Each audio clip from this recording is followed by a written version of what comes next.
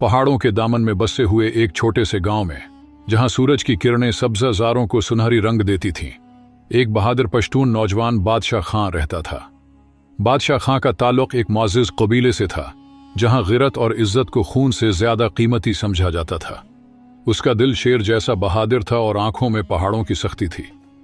मगर वो दूसरों से मुख्तलिफ था। वो तलवार की बजाय अक्ल से फैसले करता था और दुश्मनों को मरवाने के बजाय उन्हें जीतने पर यकीन रखता था। इसी गांव में मुल्क दरिया खां भी रहता था, जो इलाके का ताकतवर और मगरूर सरदार था।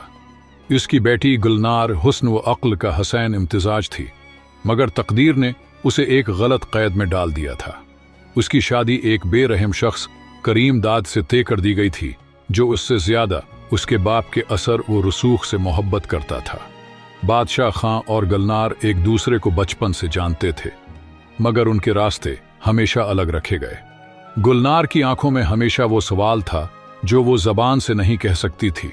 क्या किस्मत वाकई लोहे की जंजीर है, या कोई उस जंजीर को तोड़ सकता है? एक रात जब पूरा गांव सो रहा था, गुलनार के घर से चीखों की आवाजें आईं। लोग समझ गए कि करीम दाद ने फिर जुल्म है। क्या होगा? मगर कोई कुछ नहीं बोला। पश्तून रवायात के मुताबिक दूसरे के मामलात में दखल देना जुर्म समझा जाता था, मगर बादशाह खां खामोश न रह सका। वो रात के अंधेरे में गुलनार के घर के पास गया, जहां उसने देखा कि करीम दाद ने उसे जंजीरों में जकड़ रखा था।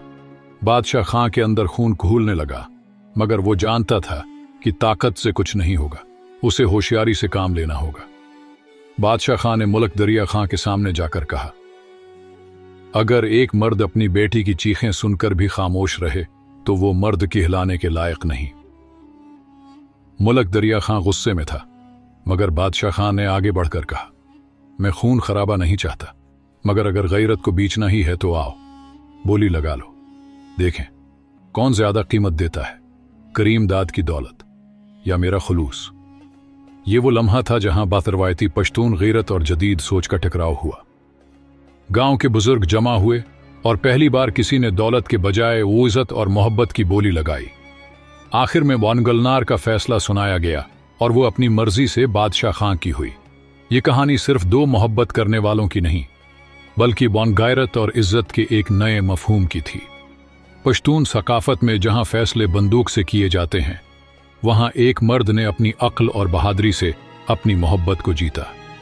और यूं गैरत की कीमत खून से नहीं, बल्कि सच्चाई और खुलूस से अदा की गई।